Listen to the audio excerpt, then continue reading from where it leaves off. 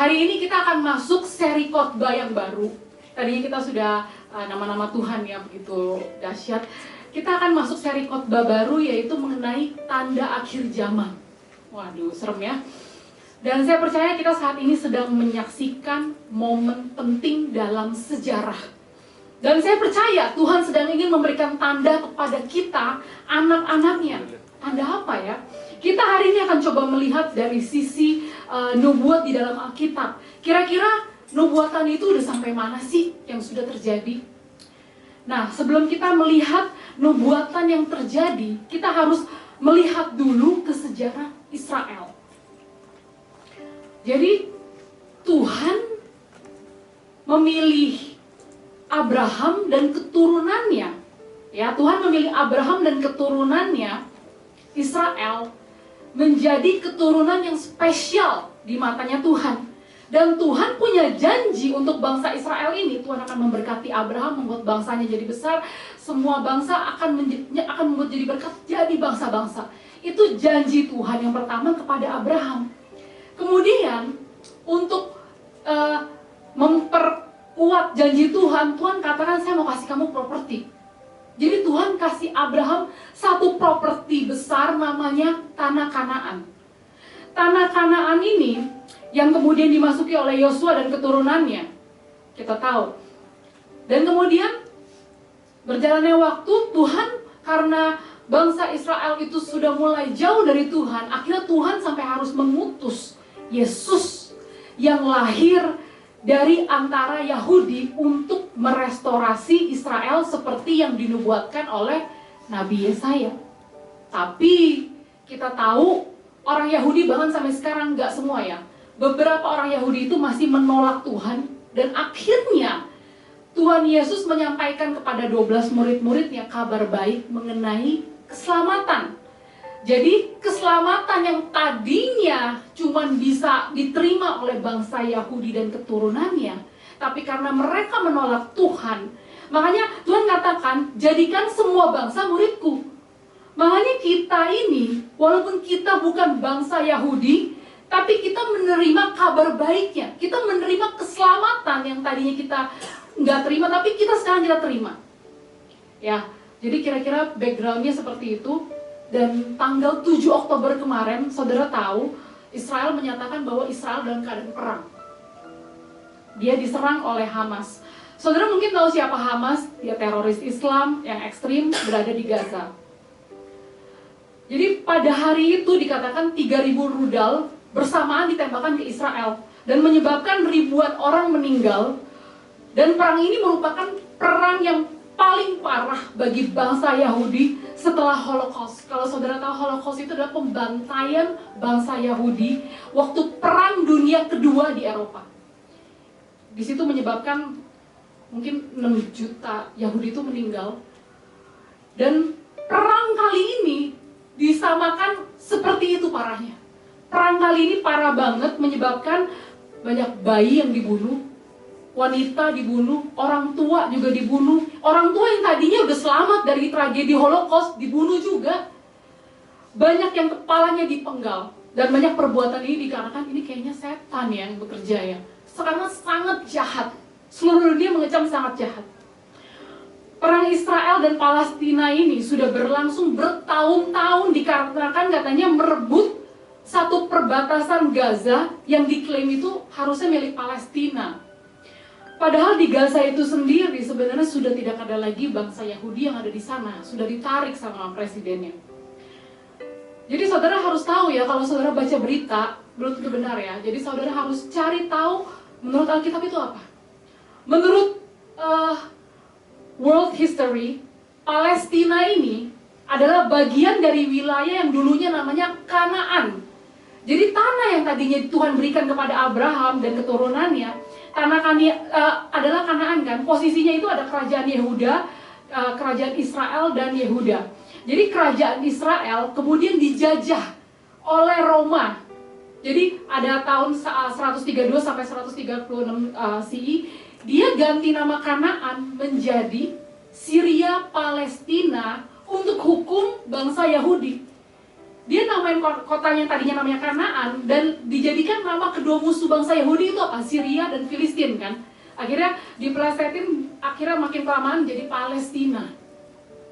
Kemudian pada waktu kerajaan Roma runtuh, Palestina ini dikuasai oleh tentara Islam dari kerajaan Arab namanya Ottoman.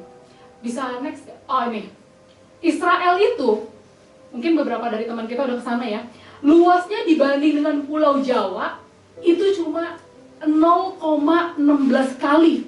Bayangkan, luasnya segitu aja, 0,16 kali Pulau Jawa. Tapi kenapa ini sangat penting? Ini adalah tanah yang diberikan Tuhan kepada bangsa Israel. Dan Tuhan dikatakan akan datang kedua kalinya melalui Yerusalem di gunung Mount Olive. Jadi makanya ini sangat penting. Makanya setan pasti nggak suka. Akhirnya Israel sampai sekarang, dari dulu sampai sekarang perang terus.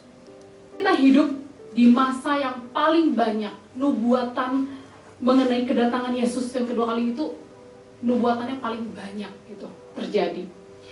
Jadi Alkitab menulis nubuatan mengenai kedatangan Tuhan Yesus kedua kali itu sebanyak 329 kali. Banyak ya.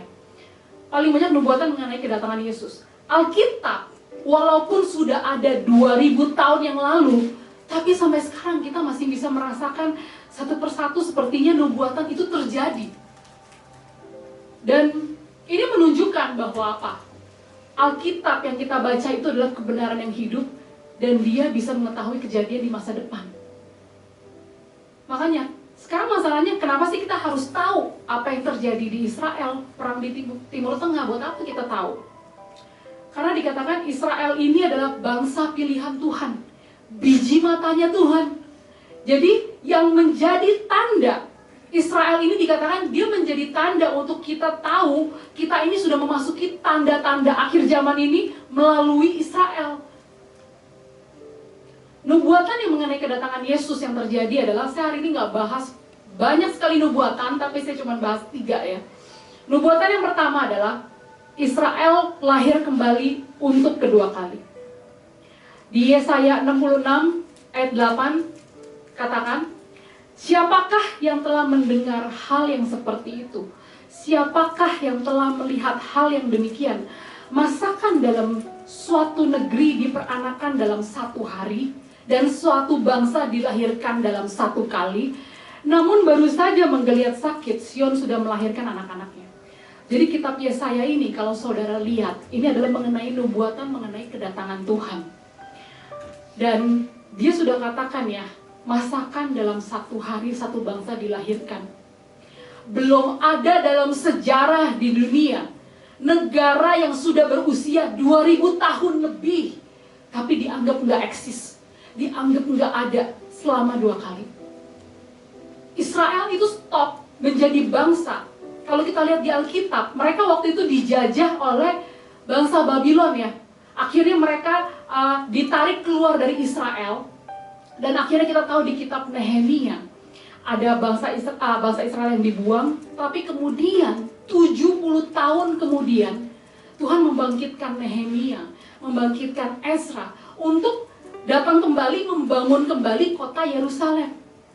Tapi akhirnya mungkin mereka sudah menjauh lagi dari Tuhan, mereka ada dewa-dewa, menyembah dewa-dewa, akhirnya mereka dijajah lagi sama bangsa Romawi.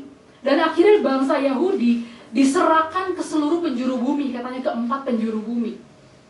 Dan akhirnya pada tahun 1948,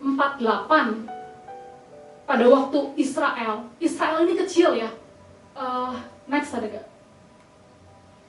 Jadi kalau saudara lihat, kalau yang hijau-hijau itu adalah wilayah Palestina, yang biru-biru itu adalah wilayah Israel. Jadi awalnya 1917 itu semuanya Israel, birunya dikit sekali. Tapi tahun 1948, saudara bisa lihat, birunya jadi banyak ya. Wilayah sebenarnya yang memulai perang ini bukan bangsa Israel, tapi pasukan Arab di sekitar Israel, Mesir, Syria, Lebanon, Irak bersama-sama menyerang Israel. Tapi akhirnya Israel menang. Di tahun 1948 akhirnya mereka bisa berhasil menang, mereka deklarasikan kemerdekaan, diakui jadi negara. Dan setelah diakui oleh negara Amerika, diakui oleh bangsa-bangsa, mereka diakui. Saudara bisa lihat ya, dari tahun 48 udah merdeka pun mereka masih diganggu. Tahun 67 mereka masih diserang lagi. Tapi setelah mereka diserang pun mereka malah mendapatkan daerah yang lebih banyak. Kita bisa lihat daerah birunya lebih banyak. Ini membuktikan bahwa Allah Israel, Allah yang berperang bersama Israel. Makanya saudara jangan takut kalau saudara mengalami satu hal masalah peperangan di depan mata saudara. Sekalipun saudara merasa, oh saya baik-baik aja, kenapa saya banyak serangan, saya banyak yang intimidasi. Seperti bangsa Israel, kalau mereka tahu mereka bangsa yang tadinya kecil, nggak punya pasukan, tapi kalau Tuhan beserta bangsa Israel, mereka pasti menang. Bahkan diberikan wilayahnya kembali. Wilayahnya semakin lama semakin luas. Kita bisa lihat gambar warna birunya semakin lama semakin besar. Itulah Tuhan kita. Dan ini adalah nubuatan yang pertama. Bangsa yang sudah ribuan tahun ada, lahir kembali menjadi satu negara pada tahun 1948. Itu nubuatan pertama. Nubuatan yang kedua adalah kembalinya bangsa Israel ke Yerusalem dari seluruh bumi.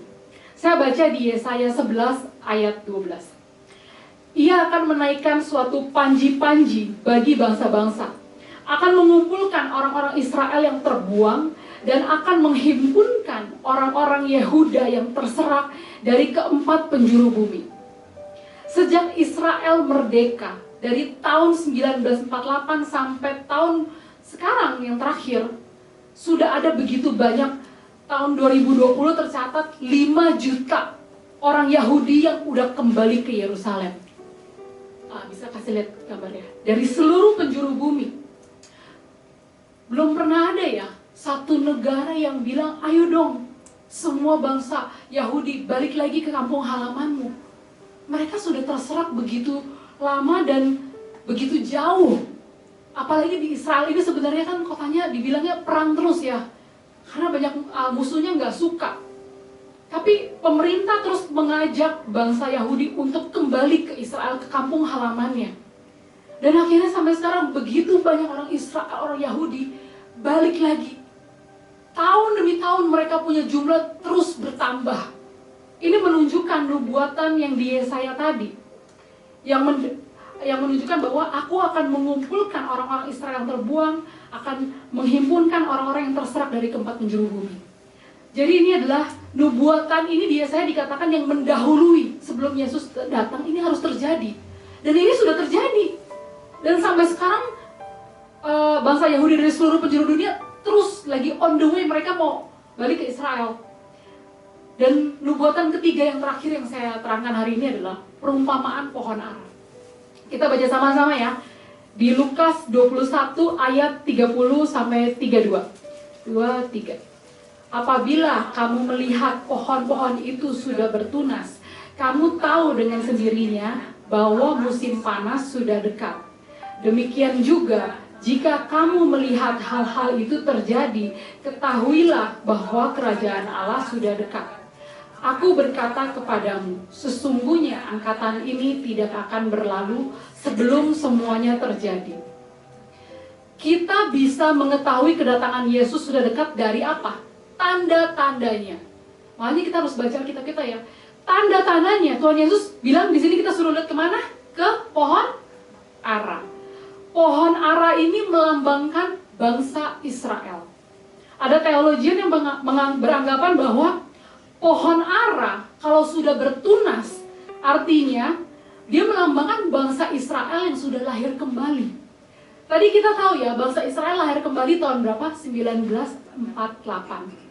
Tahun 1948, bangsa Israel lahir kembali menjadi satu bangsa. Di sini ada yang lahir tahun 1948? Nggak ada ya? Ada? Nggak ada ya? Terlalu ini ya. Tapi angkatan yang melihat Israel lahir kembali, berarti kerajaan Allah sudah dekat. Angkatan mana yang melihat Israel lahir kembali? Kita semua ini adalah generasi yang melihat Israel lahir kembali. Kenapa? Karena saudara tahu ya, satu angkatan, satu generasi itu adalah artinya apa? Orang yang hidup bersama selama 20-30 tahun. Itu bisa ada kita, di bawah kita, generasi di atas kita hidup bersama selama 20-30 tahun, itu satu generasi.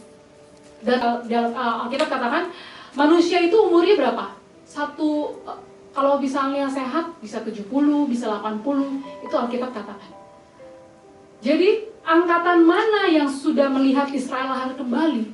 Kita adalah angkatannya. Jadi kita harus waspada ya. Kita harus, dari semua nubuatan yang sudah terjadi, kalau saudara penasaran, saudara tahu gak setelah ini nubuatannya apa? Ada yang tahu? Apa yang akan terjadi setelah nubuatan yang tadi, bangsa Israel lahir kembali, bangsa Israel kumpul kembali ke kampung halamannya? Sekarang nubuatan yang berikutnya adalah rapture, atau pengangkatan gereja. Dan setelah rapture ini akan ada masa kesengsaraan selama 7 tahun. Dikatakan ya, jadi kita ada di sini. Kita ada di sini. Rapture adalah pada saat pengangkatan gereja, dan setelah itu adalah masa kesengsaraan selama 7 tahun, 3,5. Dan selama masa kesengsaraan ini dikatakan beberapa akan diselamatkan, tapi saudara nggak akan mau masuk di dalam masa kesengsaraan ini, karena ini adalah masa terburuk di sepanjang sejarah manusia. Saudara nggak akan mau masuk di dalam masa kesengsaraan ini.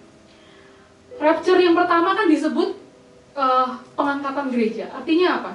Ini adalah orang-orang yang setia dari gereja-gereja Kristus. Jadi 1 Korintus 15 katakan pada saat yang bersamaan, kalau pada saat rapture itu terjadi, orang yang mati tapi di dalam Kristus, dia akan bangkit kembali. Dia naik ke atas. Tapi kalau orang percaya yang masih hidup, mereka akan tiba-tiba hilang, karena dikatakan di ladang satu orang lagi tiba-tiba hilang. Mereka akan langsung diangkat, mereka akan langsung naik ke atas. Jadi waktunya begitu sekejap dan di saat yang gak akan kita duga-duga. Jadi saya bicarakan hal ini bukan untuk bikin saudara ngeri ya, tapi untuk saudara bersiap-siap dan berjaga-jaga. Karena waktu kedatangan Tuhan gak ada yang tahu. Tapi Tuhan katakan kita bisa melihat tanda-tandanya. Dan sekarang kita berada dalam momen sejarah. Karena dibilang apa? Lihat ke Israel, lihat ke pohon ara. Kita harus melihat ke bangsa Israel karena Tuhan memberikan tanda melalui bangsa Israel. Saya bisa undang Johan.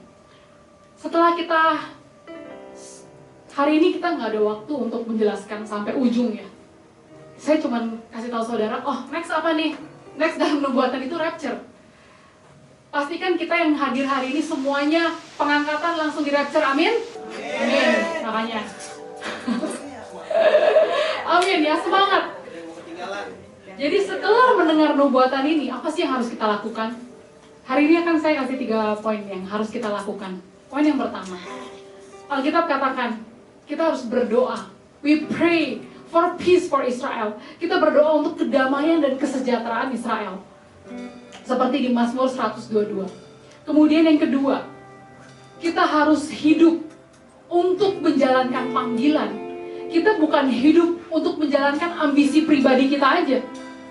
Dan saudara, kalau saudara yang belum tertanam dalam satu gereja lokal, saudara harus mau jadi murid. Dan saudara harus mau tertanam dalam gereja yang Bible-based church, gereja yang dasarnya firman Tuhan. Berikan talenta saudara di gereja dan hidup untuk melayani Tuhan. Dan poin yang ketiga adalah hidup dalam keadaan siap untuk kedatangan Tuhan yang kedua kalinya. Dan kita harus siap, kita menjalankan amanat Tuhan Yesus.